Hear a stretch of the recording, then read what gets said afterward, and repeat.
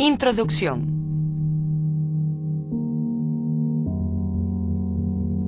Louis Althusser, filósofo marxista-leninista, militante del Partido Comunista de Francia, que destapó a la filosofía como práctica ideológica, desarrollando la idea de Gramsci, de que esta era la lucha de clases en el campo de la teoría, estableciendo también su relación con la ciencia. Son las masas, en la lucha de clases, las que construyen la historia, y por tanto la ciencia y la filosofía. Esto entró en contradicción con la tesis estalinista y con su vertiente eurocomunista. En la práctica teórica, sus elaboraciones son siempre intervenciones, a menudo colectivas, sobre problemas candentes del movimiento revolucionario. En su primera etapa, desarrolla y profundiza el pensamiento de Marx, incidiendo especialmente en el Capital, y de Lenin frente a la línea practicada por el PCF. En sus últimos escritos, quiere poner en práctica una refundación revolucionaria del marxismo.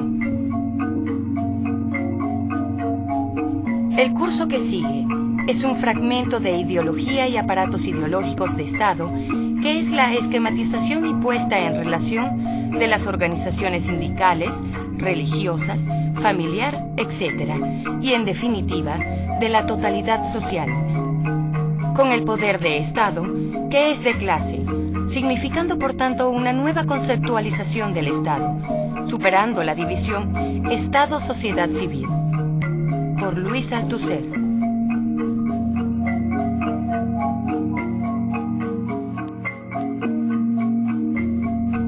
La reproducción de las fuerzas productivas. No habrá dejado de asombrarle al lector que nos hayamos referido a la reproducción de los medios de producción, pero no a la reproducción de las fuerzas productivas. Hemos omitido, pues, la reproducción de aquello que distingue las fuerzas productivas de los medios de producción, o sea, la reproducción de la fuerza de trabajo. Si bien la observación de lo que sucede en la empresa, especialmente el examen de la práctica financiera contable de las previsiones de amortización-inversión, podía darnos una idea aproximada de la existencia del proceso material de la reproducción, entramos ahora en un terreno en el cual la observación de lo que pasa en la empresa es casi enteramente ineficaz. Y esto por una sencilla razón. La reproducción de la fuerza de trabajo se opera, en lo esencial, fuera de la empresa. ¿Cómo se asegura la reproducción de la fuerza de trabajo? Dándole a la fuerza de trabajo el medio material para que se reproduzca, el salario. El salario figura en la contabilidad de la empresa, pero no como condición de la reproducción material de la fuerza de trabajo, sino como capital, mano de obra. Sin embargo, es así como actúa, ya que el salario representa solamente la parte del valor producido por el gasto de la fuerza de trabajo, indispensable para su reproducción. Aclaremos, indispensable para reconstituir la fuerza de trabajo del asalariado para vivienda, vestimenta y alimentación. En suma, para que esté en condiciones de volver a presentarse a la mañana siguiente y todas las santas mañanas a la entrada de la empresa.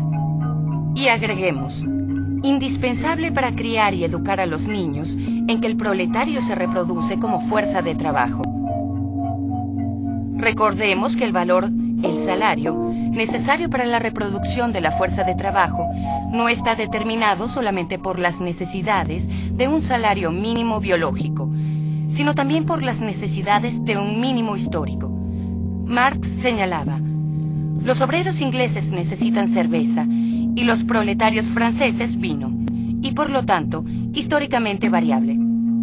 Señalemos también que este mínimo es doblemente histórico, en cuanto no está definido por las necesidades históricas de la clase obrera que la clase capitalista reconoce, sino por las necesidades históricas impuestas por la lucha de clase proletaria, lucha de clase doble, contra el aumento de la jornada de trabajo y contra la disminución de los salarios. Empero, no basta con asegurar a la fuerza de trabajo las condiciones materiales de su reproducción para que se reproduzca como tal. Dijimos que la fuerza de trabajo disponible debe ser competente, es decir, apta para ser utilizada en el complejo sistema del proceso de producción. El desarrollo de las fuerzas productivas y el tipo de unidad históricamente constitutivo de esas fuerzas productivas en un momento dado determinan que la fuerza de trabajo debe ser diversamente calificada y por lo tanto reproducida como tal. Diversamente, o sea, según las exigencias de la división social técnica del trabajo en sus distintos puestos y empleos. Ahora bien, ¿cómo se asegura esta reproducción de la calificación diversificada de la fuerza de trabajo en el régimen capitalista? Contrariamente a lo que sucedía en las formaciones sociales esclavistas y serviles, esta reproducción de la calificación de la fuerza de trabajo tiende a asegurarse no ya en el lugar de trabajo, aprendizaje en la producción misma, sino cada vez más fuera de la producción, por medio del sistema educativo capitalista y de otras instancias e instituciones.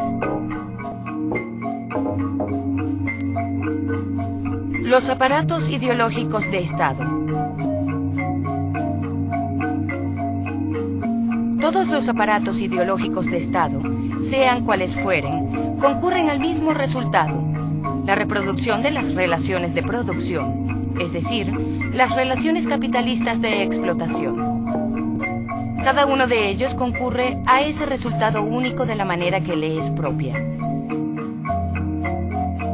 El aparato político sometiendo a los individuos a la ideología política de Estado, la ideología democrática, indirecta o directa. El aparato de información, atiborrando a todos los ciudadanos mediante la prensa, la radio, la televisión, con dosis diarias de nacionalismo, chauvinismo, liberalismo, moralismo, etc. Lo mismo sucede con el aparato cultural. El rol de los deportes es de primer orden en el chauvinismo. El aparato religioso, recordando en los sermones y en otras grandes ceremonias de nacimiento, casamiento o muerte, que el hombre solo es polvo, salvo que sepa amar a sus hermanos, hasta el punto de ofrecer su otra mejilla a quien le abofeteó la primera, y el aparato familiar. Este concierto está dominado por una partitura única, ocasionalmente perturbada por contradicciones, las de restos de las antiguas clases dominantes, las de proletarios y sus organizaciones, la partitura de la ideología de la clase actualmente dominante, que integra en su música los grandes temas del humanismo de los ilustres antepasados que, antes del cristianismo, hicieron el milagro griego, y después la grandeza de Roma, la ciudad eterna, y los temas del interés particular y general, etc., nacionalismo, moralismo y economismo. No obstante, un aparato ideológico de Estado cumple muy bien el rol dominante de ese concierto, aunque no se presten oídos a su música, tan silenciosa es. Se trata de la escuela. La escuela. ¿Qué se aprende en la escuela? Es posible llegar hasta un punto más o menos avanzado de los estudios, pero de todas maneras se aprende a leer, escribir y contar, o sea, algunas técnicas y también otras cosas, incluso elementos, que pueden ser rudimentarios o por el contrario profundizados, de cultura científica o literaria, utilizables directamente en los distintos puestos de la producción. Una instrucción para los obreros, una para los técnicos, una tercera para los ingenieros, otra para los cuadros superiores, etc. Se aprenden habilidades. Pero al mismo tiempo, y junto con esas técnicas y conocimientos en la escuela, se aprenden las reglas de buen uso, es decir, de las conveniencias que debe observar todo agente de la división del trabajo, según el puesto que está destinado a ocupar. Reglas de moral y de conciencia cívica y profesional, lo que significa, en realidad, reglas del respeto a la división social técnica del trabajo y, en definitiva, reglas del orden establecido por la dominación de clase. Se aprende también a hablar bien el idioma, a redactar bien, lo que de hecho significa para los futuros capitalistas y sus servidores, saber dar órdenes, es decir, solución ideal, saber dirigirse a los obreros, etc. Enunciando este hecho en un lenguaje más científico, diremos que la reproducción de la fuerza de trabajo no solo exige una reproducción de su calificación, sino al mismo tiempo la reproducción de su sumisión a las reglas de orden establecido, es decir, una reproducción de su sumisión a la ideología dominante por parte de los agentes de la explotación y la represión, a fin de que aseguren también, por la palabra, el predominio de la clase dominante. En otros términos, la escuela, y también otras instituciones del Estado como la Iglesia y otros aparatos como el Ejército, enseña las habilidades bajo las formas que aseguren el sometimiento a la ideología dominante o el dominio de su práctica. Todos los agentes de la producción, la explotación y la represión, sin hablar de los profesionales de la ideología, deben estar compenetrados, en tal o cual carácter, con esa ideología, para cumplir concienzudamente con sus tareas, sea de explotados, los proletarios, de explotadores, los capitalistas, de auxiliares de la explotación, los cuadros, de grandes sacerdotes de la ideología dominante, sus funcionarios, etc. La condición sine qua non de la reproducción de la fuerza de trabajo no solo radica en la reproducción de su calificación, sino también en la reproducción de su sometimiento a la ideología dominante o de la práctica de esta ideología, debiéndose especificar que no basta decir no solamente sino también, pues la reproducción de la calificación de la fuerza de trabajo se asegura en y bajo las formas de sometimiento ideológico, con lo que reconocemos la presencia eficaz de una nueva realidad, la ideología. La escuela toma a su cargo a los niños de todas las clases sociales, desde el jardín de infantes, y desde el jardín de infantes les inculca, con nuevos y viejos métodos, durante muchos años, precisamente aquellos en los que el niño, atrapado entre el aparato de Estado-familia y el aparato de Estado-escuela, es más vulnerable, habilidades recubiertas por la ideología dominante, el idioma, el cálculo, la historia natural, las ciencias, la literatura, o más directamente la ideología dominante en estado puro, moral, instrucción cívica, filosofía. Hacia el sexto año, una gran masa de niños cae en la producción.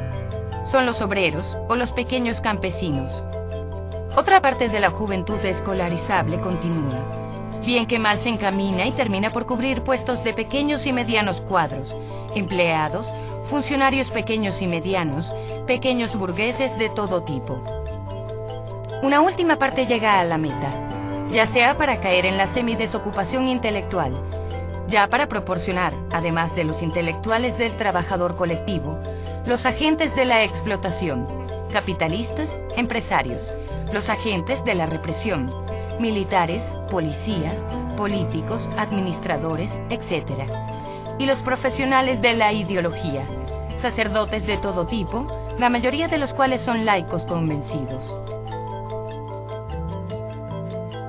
Cada grupo está prácticamente provisto de la ideología que conviene al rol que debe cumplir en la sociedad de clases. Rol de explotado, con conciencia profesional, moral, cívica, nacional y apolítica altamente desarrollada. Rol de agentes de la explotación, saber mandar y hablar a los obreros. Las relaciones humanas. De agentes de la represión, saber mandar y hacerse obedecer sin discutir, o saber manejar la demagogia de la retórica de los dirigentes políticos. O de profesionales de la ideología que saben tratar a las conciencias con el respeto, es decir, el desprecio, el chantaje, la demagogia convenientes adaptados a los acentos de la moral, la virtud, la trascendencia, la nación.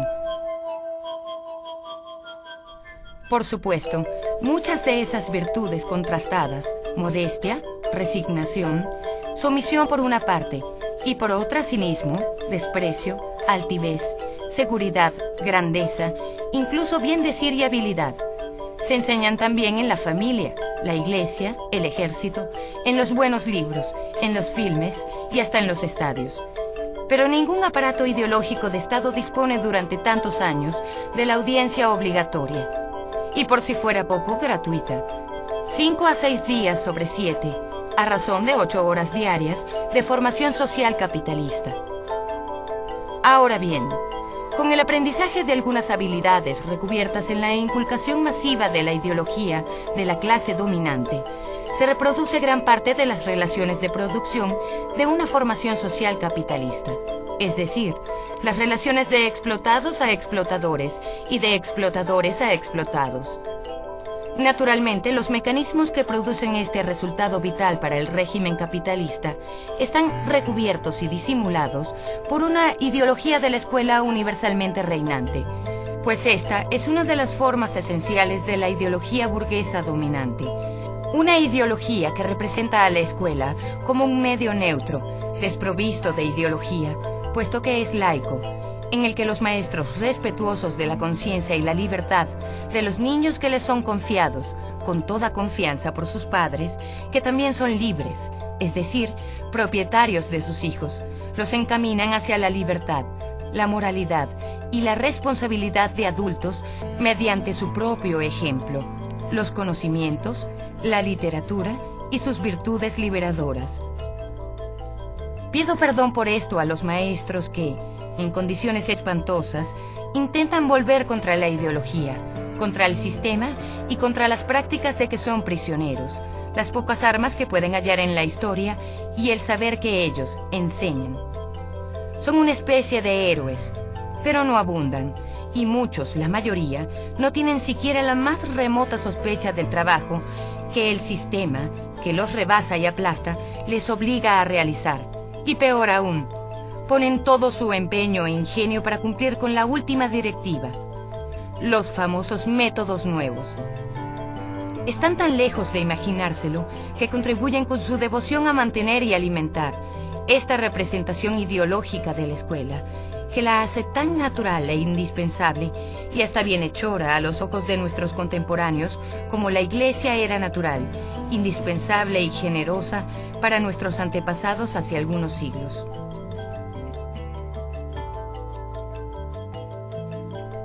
En realidad, la Iglesia es reemplazada hoy por la escuela en su rol de aparato ideológico de Estado dominante.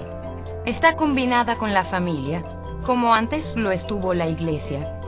Se puede afirmar entonces que la crisis, de una profundidad sin precedentes, que en el mundo sacude el sistema escolar en tantos estados, a menudo paralela a la crisis que conmueve el sistema familiar, ya anunciada en el manifiesto, tiene un sentido político si se considera que la escuela y la pareja escuela-familia constituye el aparato ideológico de Estado dominante, aparato que desempeña un rol determinante en la reproducción de las relaciones de producción, de un modo de producción amenazado en su existencia por la lucha de clases mundial.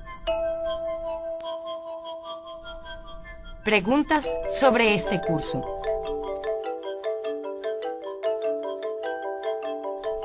¿Cómo se asegura la reproducción de la fuerza de trabajo?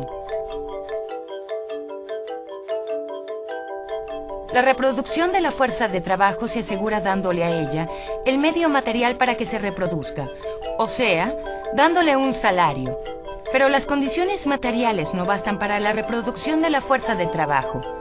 Dijimos que la fuerza de trabajo disponible debe ser competente, calificada, es decir, apta para ser utilizada en el complejo sistema del proceso de producción.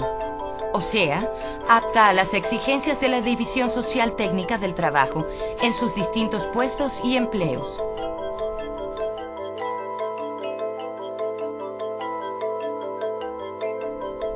¿Cómo se asegura la reproducción de la calificación de la fuerza de trabajo en el régimen capitalista?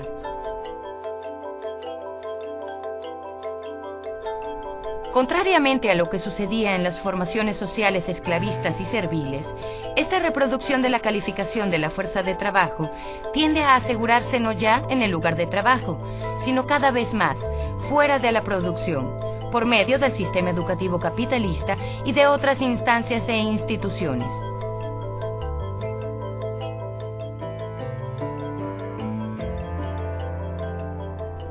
¿A qué concurren los aparatos ideológicos de Estado?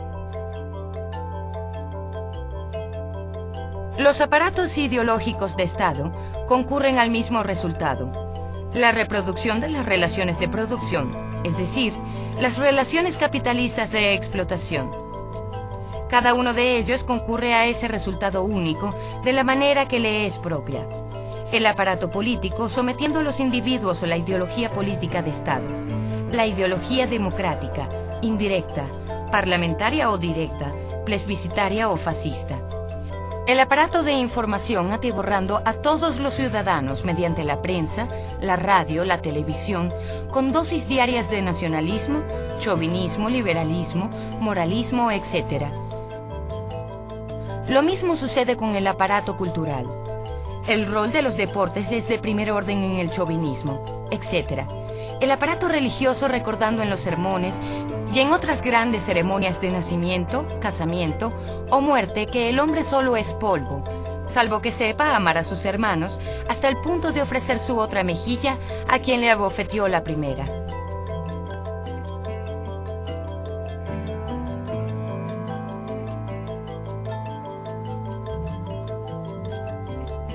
Según Luis Althusser, ¿qué se aprende en la escuela? En la escuela se aprenden las reglas del buen uso, es decir, de las conveniencias que debe observar todo agente de la división del trabajo, según el puesto que está destinado a ocupar. Reglas de moral y de conciencia cívica y profesional, lo que significa en realidad reglas del respeto a la división social técnica del trabajo y, en definitiva, reglas del orden establecido por la dominación de clase. Se aprende también a hablar bien el idioma, a redactar bien, lo que de hecho significa para los futuros capitalistas y sus servidores saber dar órdenes, es decir, solución ideal, saber dirigirse a los obreros, etc.